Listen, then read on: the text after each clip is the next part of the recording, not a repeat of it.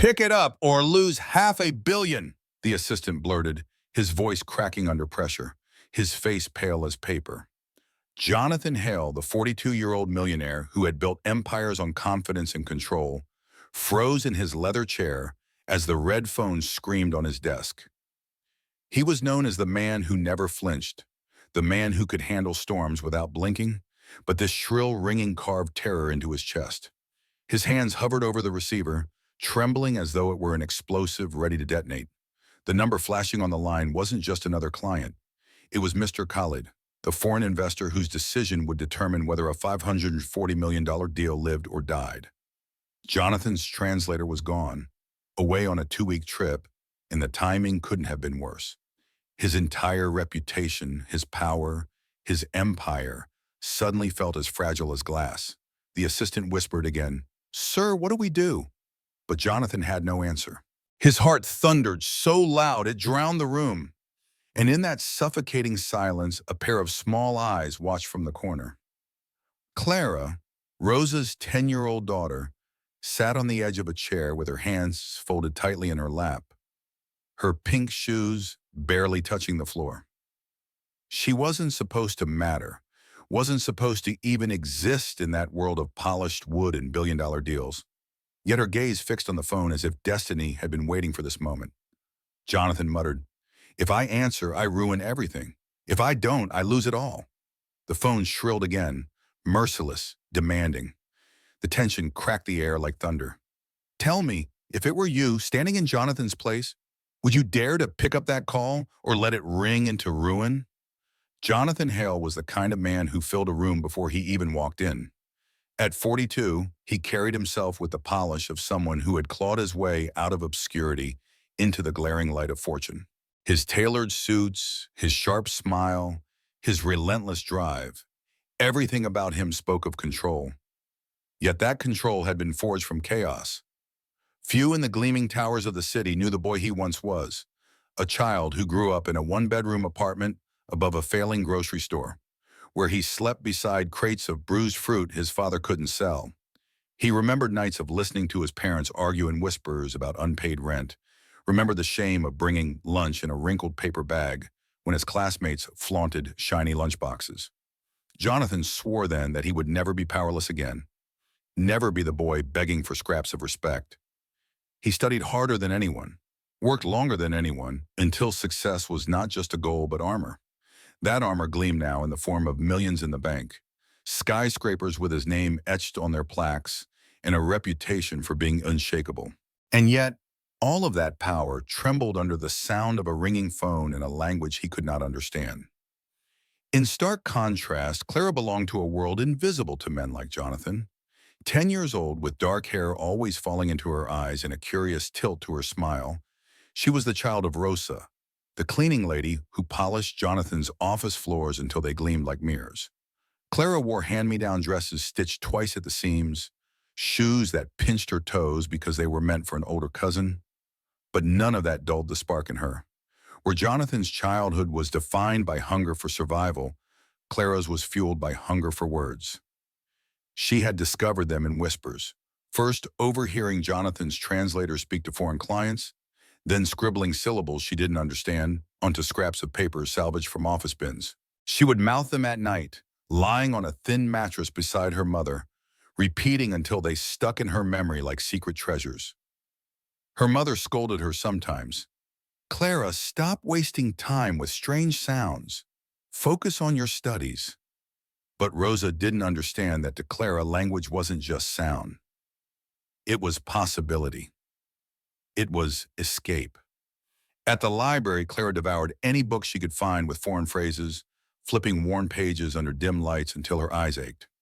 On afternoons when Rosa allowed her to tag along, Clara lingered in the office corners, eavesdropping on conversations between Jonathan and his international partners, soaking up every syllable. And fate had offered her more. In the worn apartment building where they lived, an elderly Syrian man named Youssef had taken a liking to Clara. He would sit on the stoop with his tea and patiently answer her endless questions, teaching her greetings, proverbs, idioms that carried the music of a distant land. Clara learned with a passion that astonished him. What others saw as play, she saw as the most serious of pursuits. Language was her dream and her rebellion. Proof that she could be more than just the cleaning lady's daughter. Jonathan and Clara, two lives orbiting the same space, could not have been more different. One sat in an oak-paneled office high above the city, terrified of a call that could shatter his empire. The other sat unnoticed in a corner chair, armed only with borrowed words and a fearless heart. He had wealth but no voice. She had no wealth but the gift of a voice ready to bridge a world. And destiny, with cruel precision, was about to force their paths to collide. The red phone shrieked again, slicing through the silence like a blade, each ring vibrating against the walls, echoing inside Jonathan's chest like a death knell. His hand hovered above the receiver, but he couldn't bring himself to touch it. He had faced ruthless competitors, courtroom battles, hostile takeovers, and yet nothing had paralyzed him like this. The helplessness of not understanding. Sweat rolled down his temple, his breath shallow, his lips moving silently, as if rehearsing a script he didn't know. If I pick it up, I destroy everything. If I let it ring, I lose it all, he muttered, his voice so low it was almost swallowed by the air. Edward, his assistant, looked stricken, twisting his tie with trembling fingers, whispering, "Sir, it's Mr. Khaled. The call we can't afford to miss. $500 million, gone in seconds if we don't act." Jonathan's heart thudded painfully, the weight of his empire pressing on him, mocking him. He, the man who once prided himself on being untouchable, was now cornered by a simple barrier: language. Another ring. His knees weakened, and for a moment, he thought he might collapse. But then, from the far corner, a voice cut through, soft but certain. "You're afraid," Clara said, her words floating across the polished floor like a challenge. Jonathan's head snapped up, eyes narrowing at the tiny figure perched on a chair. Her small legs swung nervously, yet her gaze was steady. "Excuse me?" Jonathan barked, his voice harsher than he intended, a mix of panic and pride lashing out. Clara slid off the chair, the hem of her worn pink dress brushing her knees, her footsteps barely audible against the carpet. She stopped at the edge of the great oak desk, tilting her chin upward to meet Jonathan's towering frame. "You're afraid," she repeated, her tone calm, almost gentle. "But I'm not." The words, so simple, so impossibly bold, seemed to shatter the suffocating tension. Edward gasped audibly, his eyes darting between Jonathan and the child, as though watching a car speeding toward a cliff. Jonathan's jaw clenched, his pride stung by the audacity of a child daring to name what he couldn't admit. He wanted to shout, to send her away, to tell her that this was no place for little girls with oversized dreams. But the phone rang again. Louder, merciless, demanding. Jonathan's breath hitched, his throat dry, his hands still paralyzed inches above the receiver. Clara's small hands suddenly reached forward, steady and unshaking, the fingers of a 10-year-old about to claim a burden that no grown man dared to bear. "Clara, stop!" Rosa's voice cracked from across the room, horror etched in her face as she dropped her cleaning cloth and rushed forward. But Clara didn't stop.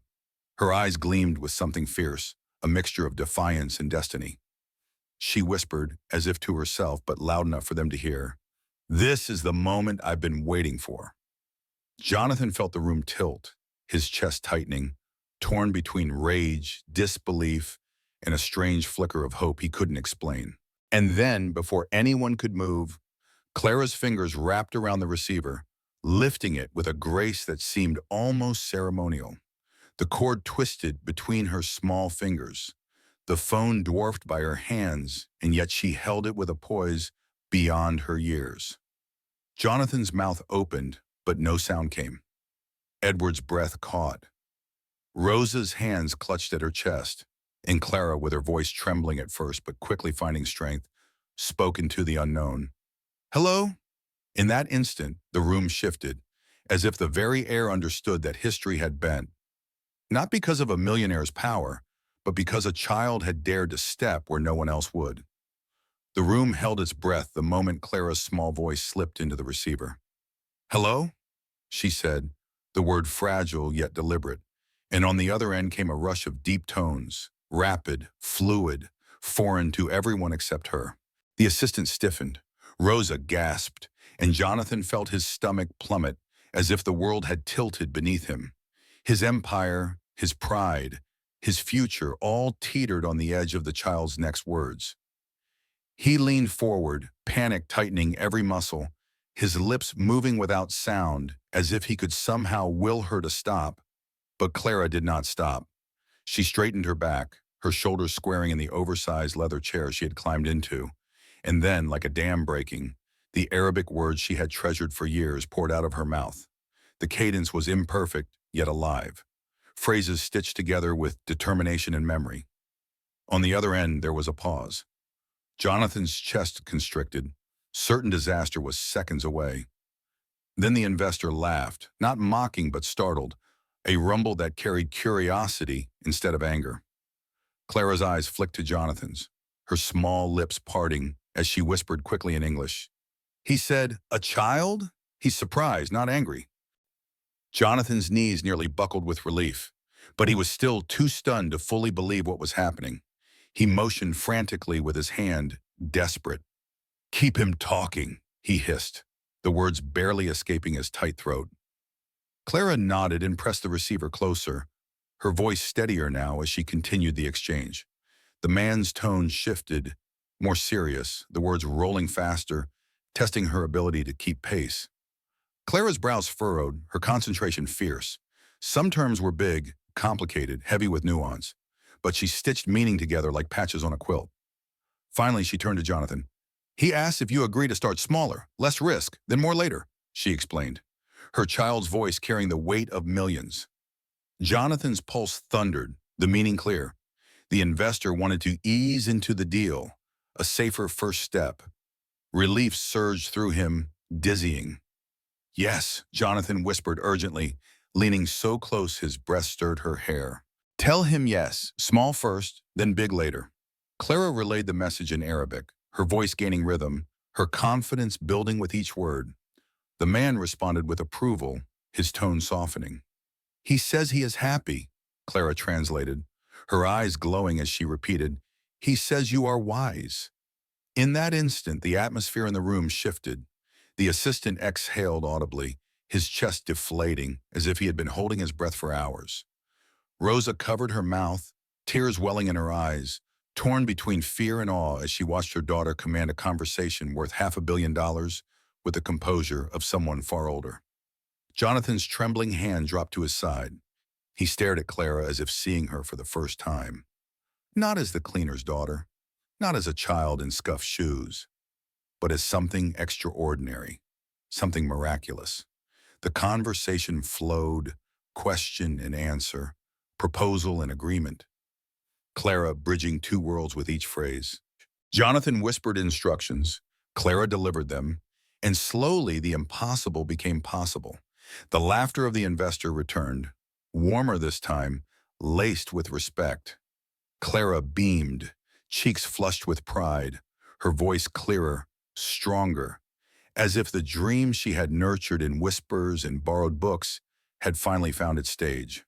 When the man declared, "Then we agree, I will send the papers tomorrow," Jonathan nearly collapsed into his chair, his vision swimming with relief. Clara relayed the message, her little voice triumphant. "He says tomorrow you sign for a good future together." Jonathan buried his face in his hands for a moment, a ragged laugh breaking free, half disbelief, half release. He had nearly lost everything, and here, standing in front of him, was the child who had pulled him back from the brink. The call was not yet over, but something deeper had already happened.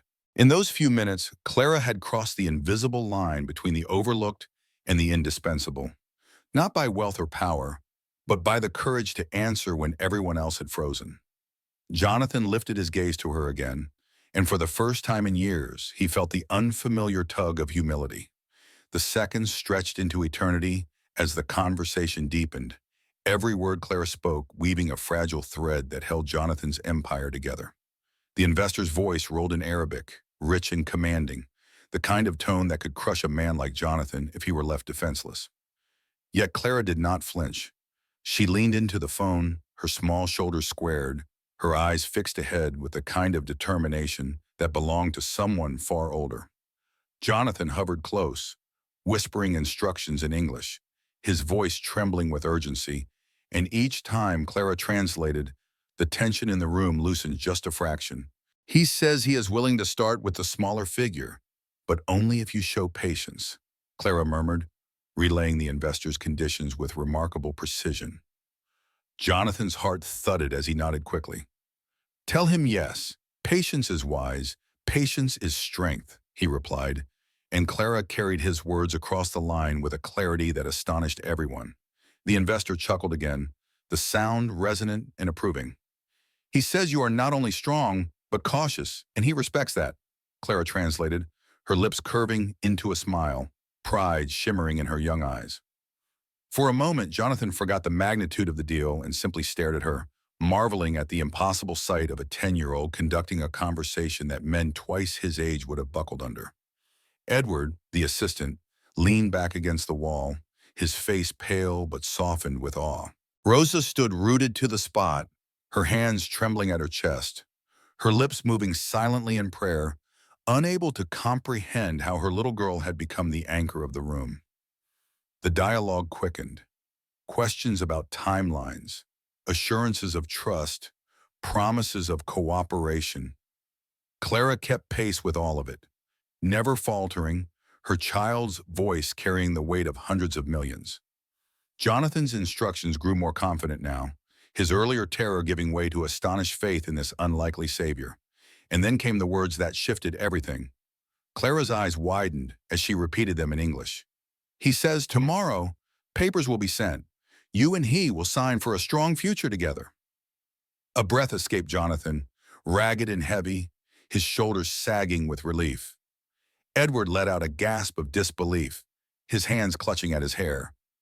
Rosa's tears finally broke free, slipping down her cheeks as she whispered, Gracias a Dios. Clara, meanwhile, sat straighter, her little chin lifting with pride as she turned back to the phone. Jonathan urged, Thank him, tell him he is a good partner, a wise man. And Clara, with a voice both soft and steady, relayed, Mr. Hale thanks you. He says you are a good friend. On the other end came silence, then a deep laugh filled with warmth. Tell him this, the investor replied, his tone thick with approval. And tell the child as well. She is brave. One day she will be greater than a translator. She will be something the world needs. Clara's eyes shimmered, her lips trembling as she whispered the translation. He says I am brave. He says I will be more than a translator one day. Rosa broke into a sob, her hand pressed tightly over her mouth, the sound muffled but filled with pride. Jonathan's chest ached with a sensation he hadn't felt in years, something beyond relief, beyond gratitude. He pressed a hand over his heart, unable to look away from the girl who had just saved not only his deal, but also the mask of invincibility he had worn for so long. Finally, the call ended with promises of tomorrow.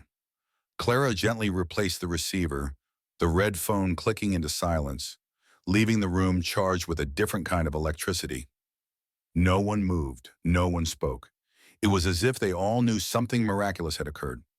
Jonathan inhaled deeply, his gaze still locked on Clara, and whispered hoarsely, You just saved me. The truth echoed louder than the phone ever had. A child had stepped into a storm of millions and emerged with triumph, and nothing about their lives would ever be the same again. The silence after the call was deafening, heavier than the tension that had filled the room moments earlier. The shrill echo of the red phone still lingered in Jonathan's ears, but now it was replaced by the sound of his own pounding heart. No one moved. Edward's hands hovered uselessly at his sides, his eyes wide with disbelief. Rosa stood frozen, her cheeks wet with tears, unable to decide if she should pull Clara close or apologize for her daughter's audacity. The staff members outside the glass walls had pressed closer, peering in, bracing for the inevitable storm. They had worked under Jonathan Hale long enough to know what happened when someone dared to cross him. Cold dismissal, sharp words, sometimes even public humiliation. And now a child, a cleaner's daughter no less, had taken the liberty of answering a call worth $540 million. The expectation of fury hung in the air like the charge before lightning. Jonathan pushed himself slowly to his feet, every movement deliberate, his expression unreadable. His eyes fixed on Clara, who still sat in the leather chair, her small hands folded nervously in her lap, her pink shoes dangling above the floor. The phone's receiver rested silently, yet the weight of what she had done pressed down on everyone. Clara looked down, her courage beginning to falter now that the adrenaline was gone. She whispered, almost to herself, "I only wanted to help." Rosa took a shaky step forward. "Mr. Hale, please don't punish her," she pleaded, her voice trembling. "She didn't know. She's just a child." Jonathan's gaze moved to Rosa, then back to Clara, and for a long moment he said nothing. The room waited, holding its breath, bracing for the blow, and then in a movement so unexpected it shocked everyone present, Jonathan crossed the carpet toward Clara and stopped directly before her. His tall figure loomed over her, but instead of towering with anger, he bent. Slowly, deliberately, Jonathan Hale, the untouchable millionaire who had built an empire on pride, sank down onto one knee so that his eyes met hers. Gasps rippled through the office. Edward's mouth fell open. Rosa covered her lips with her trembling hand. Clara blinked up at him, bewildered. "You just saved me," Jonathan said softly, his voice thick with emotion. "Do you understand what you've done? You saved a deal worth more money than most people will see in 100 lifetimes. And you did it with courage that none of us, certainly not me, had in that moment." Clara's lips parted, her small voice quivering. "I just repeated what he said. It wasn't hard." Jonathan gave a short, incredulous laugh, shaking his head. "Not hard? Child, you carried $500 million on your shoulders and never flinched. You were braver than every adult in this room." Reaching into the inner pocket of his suit, Jonathan withdrew a slim, gold-embossed business card, its weight gleaming under the office lights. He held it out and pressed it into Clara's trembling hands. "Keep this. One day when you are older, when you are ready to chase your dreams, whether you want to be a translator, a teacher, a leader, it doesn't matter. Call me, and I will make sure the door you want is open." Clara stared down at the card as though it were made of magic, her fingers curling tightly around it, her chest rising and falling with quick breaths. Rosa let out a sob, tears streaming down her face as she watched the scene unfold, unable to believe that her daughter had just been honored by a man who had never bowed to anyone. Jonathan finally rose to his full height, turning to face the stunned room. His gaze swept over his staff, each one looking at him as though they were witnessing something sacred. "Today," he said, his voice steady, carrying weight, "a little girl reminded me that money does not build bridges. People do. Respect does. And she deserves mine more than anyone here." The words struck deep, dismantling the image of the untouchable tycoon and replacing it with something entirely different, something human. And as Clara clutched the card to her chest, her wide eyes shining with tears, everyone knew they had just witnessed a moment that would be remembered far longer than any contract or deal. The office remained hushed long after Jonathan's words settled in the air, each person frozen in the realization that something greater than a deal had just occurred. Clara stood clutching the golden card to her chest, her eyes glistening with tears she couldn't quite hold back. But there was a smile there too, a radiant smile that seemed to light the corners of the somber room. Rosa stepped forward slowly, her hands trembling, and pulled her daughter into a fierce embrace, whispering over and over, "Menina, my brave girl." Jonathan, for the first time in years, felt his armor slip away. All the skyscrapers with his name on them, all the polished deals and cutthroat victories, none of them had ever brought him the clarity that this moment had. He had been humbled, not by a rival, not by a downfall, but by the courage of a child. As he looked at Clara, he saw not just the cleaner's daughter, but a soul who had dared to step into the void and bridge worlds when others faltered. And that truth cut deeper than any number on a contract ever could. He straightened, adjusting his suit with a quiet breath, but the hardness that usually cloaked him was gone. Instead, there was a gentleness in his eyes as he turned back to the staff. "Remember this day," he said, "not because of the money, not because of me, but because a girl no one expected rose higher than all of us. That is what matters." His words resonated like a vow, and in that moment, even Edward, who had always seen Jonathan as untouchable, realized his boss had changed. Clara wiped her cheeks and nodded softly, her voice barely above a whisper. I just wanted to help people understand each other. Jonathan smiled faintly, feeling the sting of tears in his own eyes, a rare vulnerability he didn't bother to hide. He knew then that his legacy would not be measured only in wealth, but in the bridges he built, and in honoring the courage of those the world often ignored. As Clara slipped her small hand into her mother's, the golden card pressed tightly against her heart, one truth became undeniable. Sometimes the smallest voices carry the power to change everything. And now I ask you, if a child with nothing but courage and borrowed words can save a fortune and remind a powerful man of humility, what small act of bravery do you believe could change the course of your own life? Share your thoughts below because your story might just inspire the world.